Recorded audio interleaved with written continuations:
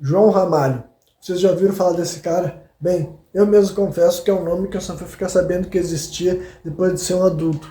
Mas seria um dos primeiros brasileiros que se tem esse conhecimento. E por brasileiro eu estou querendo dizer alguma pessoa, algum europeu, português em sua maioria, que viveu aqui nessas terras depois do período que a gente conhece como o descobrimento do Brasil, apesar de eu preferir chamar de a inauguração do Brasil, visto que tem algumas razões para se acreditar que os portugueses já sabiam que tinha terra aqui, inclusive já tinham pisado nessas terras, né? E o João Ramalho é um desses sujeitos muito misteriosos, sabe? Não se tem noção exata de quando ele chegou aqui no Brasil. Ele entra para a história, né, deste país, a gente consegue falar, a gente consegue saber que existia um cara como ele através de fontes que começam a aparecer ali em 1532, quando vem a primeira expedição para fazer um processo de colonização aqui no Brasil, sabe? Rola essa inauguração em 1500, dizem que não houve uma iniciativa de Portugal de colonizar essa terra durante uns 30 anos, pelo menos, até vir uma expedição liderada por um cara chamado Martim Afonso de Souza. E esse cara ali, né, e os cronistas da navegação dele já dizem que, vivendo no meio de uma tribo de tupiniquins, havia um português, havia um cara branco, entendeu? Que daí é uma coisa que eu particularmente não sabia que existia uma figura nessas condições, e quais condições que eram, né? Teoriza-se que, tipo, sabe-se mais ou menos onde ele nasceu, através de uma certidão de nascimento dele lá em Portugal, mas como que ele foi parar ali naquelas condições, sabe? Teoriza-se que ou ele foi um náufrago, ou ele foi um degradado, que essa questão do degredo eu vou dizer para vocês que eu acho muito difícil de compreender. Que basicamente era a ideia de que as pessoas eram abandonadas para serem mortas, sabe? Para ficar à própria sorte no lugar, mas assim, também dizem que eles tinham a intenção de voltar para aquele lugar e recolher informações com essa pessoa que foi abandonada lá. Então assim, é uma coisa que varia de punição para espécie assim de espécie de exploração ou espionagem, mas que espécie de espionagem uma pessoa solta num país sem qualquer espécie de suporte vai ter naquele lugar, sabe? Então é difícil entender como que esse cara veio parar aqui no Brasil, e o mais difícil de fazer é realmente conseguir interpretar como que essa ligação rolou, entendeu? Tentem agora, por isso que nos vídeos anteriores desse canal eu tentei falar de empatia. Tentem usar empatia, tenta compreender como que um sujeito, um português, naufraga ou é jogado para morrer aqui no Brasil antes do início da colonização mesmo, sabe? Especula-se que ele estava aqui no Brasil desde 1508, mais ou menos, então já vivia mais de 20 anos, sabe? Ele já estava muito bem posicionado dentro da comunidade indígena que ele fazia parte. Ele havia casado com filhos do cacique Tibiriçá, que é um dos indígenas que mais brasileiros possuem, compartilham DNA em comum, visto que esse cara daí começou a fazer esse processo de miscigenação de portugueses com indígenas antes da colonialismo começar na realidade, entendeu? Antes de Portugal estar aqui já estava rolando essa miscigenação histórica, sabe? Então assim, como que rolou toda essa aproximação, sabe? Como que esse cara chegou até aqui, como ele conseguiu se comunicar com os indígenas, por que que os indígenas aceitaram ele, entendeu? Sem uma romantização, sem uma abstração assim, sabe? Muito assim, tipo, que não tem muita evidência para imaginar que uma relação humana, sabe, teria se desenrolado dessa forma. Porque de alguma maneira ele conseguiu se comunicar, de alguma maneira ele conseguiu aprender um idioma, sabe? E não só isso, ele aprendeu os costumes, entendeu? Para ele ter casado com uma das filhas do cacique, sabe?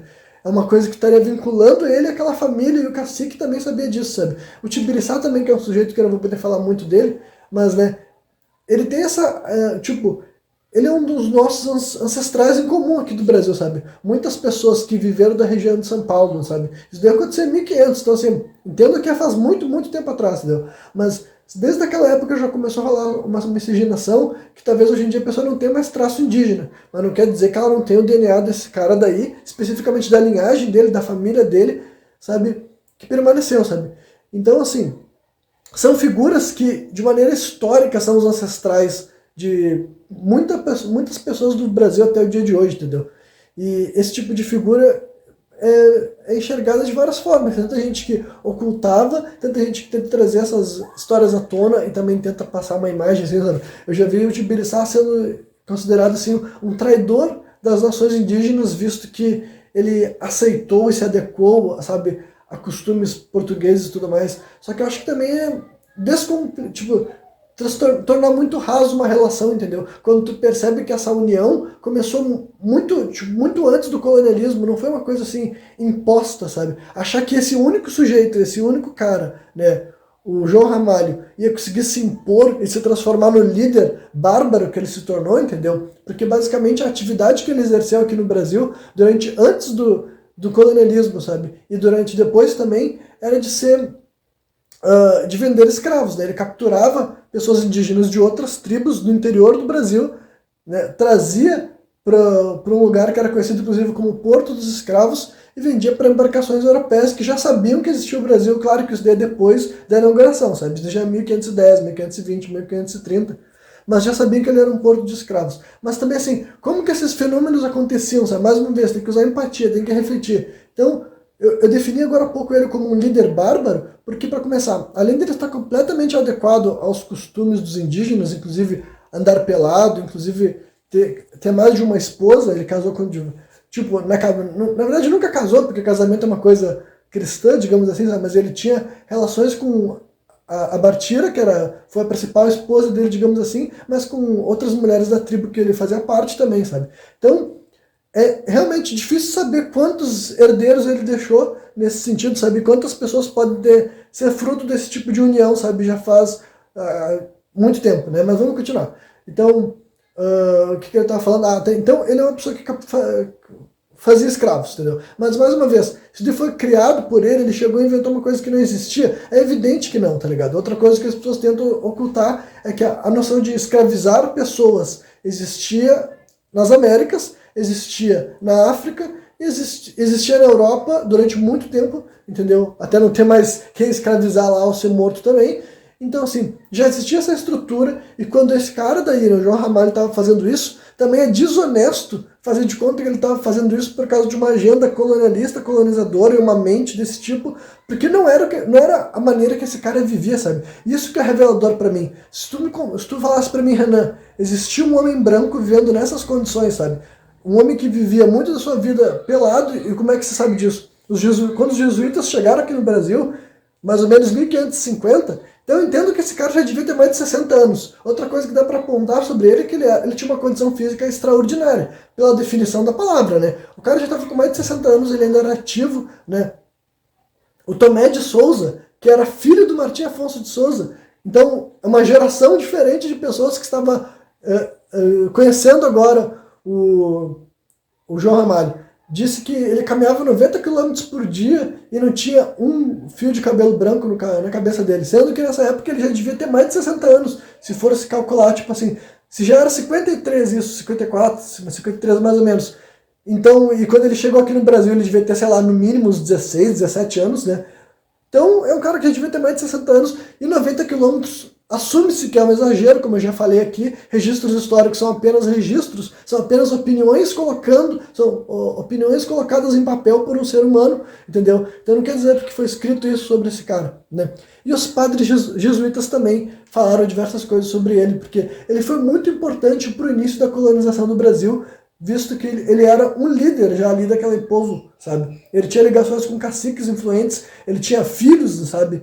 Que eram considerados mamelucos, que é uma expressão para identificar mestiços, que também a própria palavra mestiço hoje em dia não é mais utilizada, né? Mas naquela época isso tudo estava rolando, tipo, até os costumes que ele vivia, entendeu? Essa ideia dele ter vários filhos e esses filhos trabalharem com ele no que era escravizar pessoas, e isso acabou sendo tudo isso. O João Ramalho é um proto-bandeirante, entendeu? Um proto-bandeirante, ele de fato é o patriarca dos paulistas, né? E paulistas literalmente, sabe?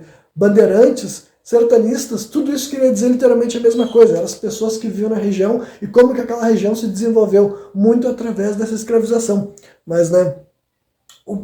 Isso, por mais que isso seja horrível, seja atroz, eu acho que seja condenável também, né? Eu acho que também é interessante, tá ligado? Do ponto de vista assim que eu particularmente enxergava, né? Aí voltando para João Ramalho, que é uma figura muito mais assim que aconteceu muito mais antigo na história do que os bandeirantes, né? Mas o que um bandeirante seria era mais ou menos isso daí. Um homem europeu ou mestiço, que depois nas gerações futuras seria mestiço muitas vezes, sabe? Que regimentava um verdadeiro exército, sabe? Tem registros que dizia que o João Ramalho conseguiu reunir até mesmo 5.000 indígenas para lutar com ele, para seguir ele, né? Então, mais uma vez, entendo que ele era só um ser humano, tá ligado? Se ele fosse uma pessoa desaprovada pela comunidade que ele vivia, ele teria sido morto ou enterrado, entendeu? Não é como se esse cara estivesse sendo protegido por um Estado que já estava aqui. Inclusive, ele era mais poderoso do que o próprio rei de Portugal nesse momento, sabe? Se eu não me engano, mesmo Tomé de Souza diz que nesse período aqui, a sua majestade, né, vossa majestade, conseguiu reunir no máximo uns 2.000 homens, tá ligado? Enquanto esse sujeito, o João Ramalho, sozinho, num dia, ele conseguiu reunir um exército de 5.000 indígenas para travar batalhas por ele e com ele, entendeu? Então, assim, quando se diz batalhas também, isso é 1500, tá ligado? É um período, assim, praticamente medieval ainda, sabe?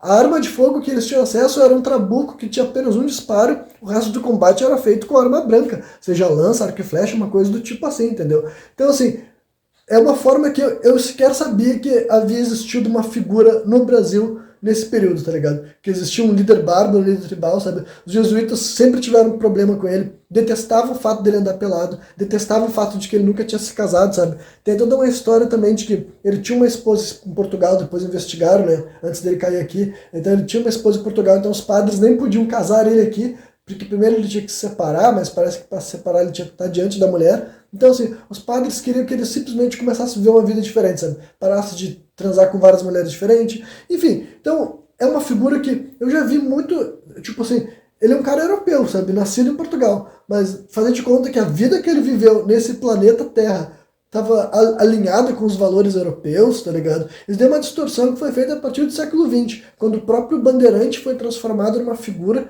que eles nunca foram, tá ligado? Mas o João Ramalho mais ainda, sabe? Ele, literalmente, ele é um líder tribal, muito provavelmente muito mais adequado a tradições indígenas que ele viveu aqui de fato, sabe? Foi a história que ele viveu, uma figura que morreu com quase 90 anos de idade, tá ligado?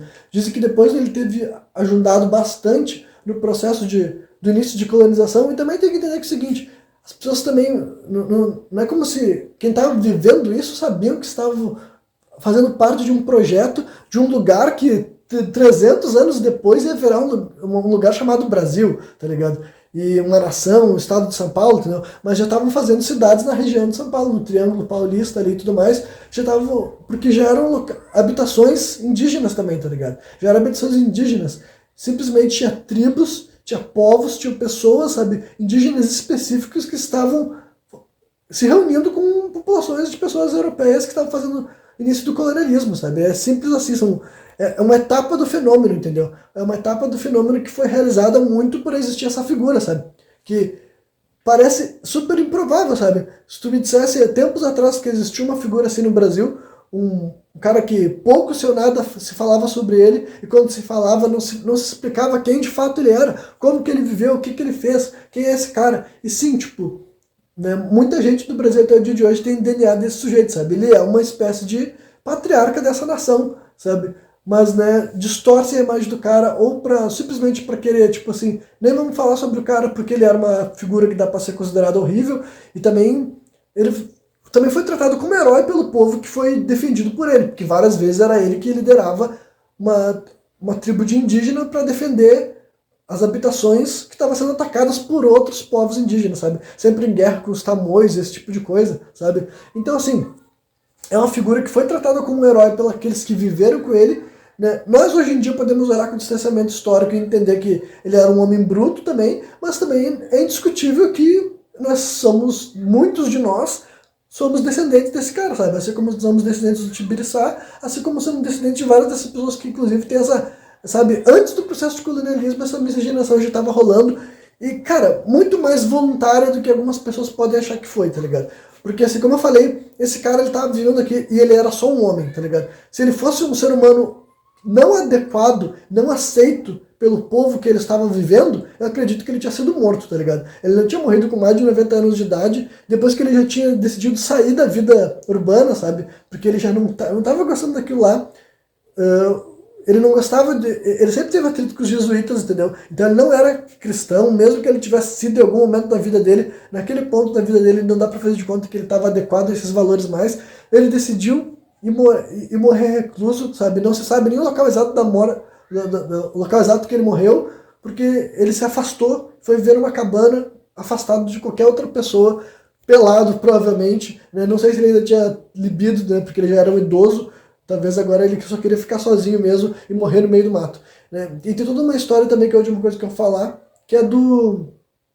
Como é que é? O testamento, né? Diz que no testamento dele, ele dizia que era para deixar as posses dele, as propriedades dele, para a mulher dele lá de Portugal, e teria se referido a Bartira como uma criada, sabe? E é só mais uma vez uma coisa que eu vou utilizar a empatia para interpretação. Olha, é difícil saber que essas palavras foram ditas por ele, sabe? O próprio documento pode existir, embora não exista o...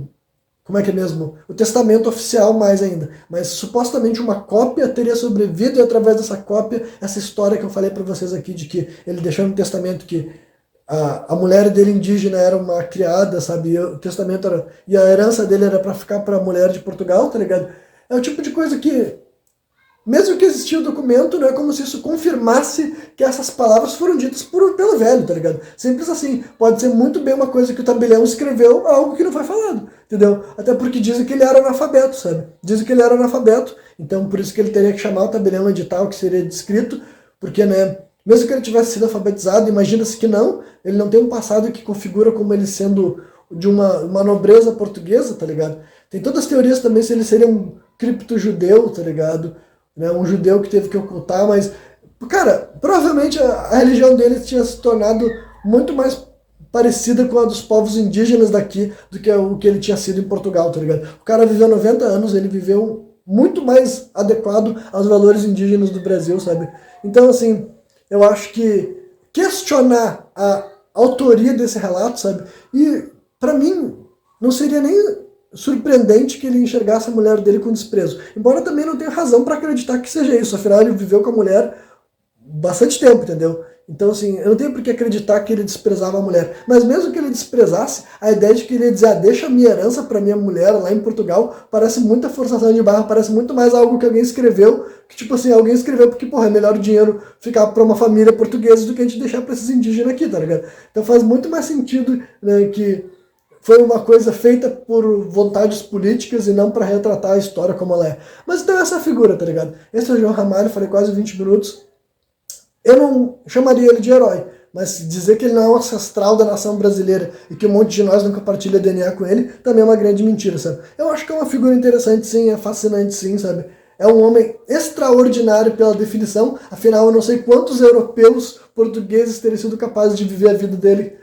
É uma vida completamente extraordinária, dificílima de decifrar de forma honesta e sincera, entender como que isso aconteceu, como que ele aprendeu a se comunicar com os indígenas, como que ele se posicionou de tal forma na sociedade e como que ele conseguiu viver essa vida. Num período que a gente dizia que a expectativa de vida era isso ou aquilo, o cara viveu indo para o interior do Brasil, travando batalhas sanguinárias durante 20, 30, 40, 50 anos, sabe? O cara era assim... É difícil, entendeu? Alguém viver tanto tempo nesse cenário, entendeu? É, como eu falei, extraordinário por definição, tanto é que nem foi o próprio Portugal que se livrou dele, tipo, esperou esse sujeito ver a vida dele morrer, e um dia Portugal teria mais poder do que esses líderes tribais regionais. Mas teve um período da história desse país, antes dele ser um país, mas do início do processo de colonização, que havia um homem branco vivendo no meio dos indígenas capaz de liderar um exército de 5 mil pessoas para travar batalhas. E eu nunca tinha ouvido falar disso até pouco tempo atrás. E é isso aí, espero que vocês tenham curtido, quem viu até o final, deixa um like, me segue aí ou se inscreve no canal se for no YouTube, e valeu!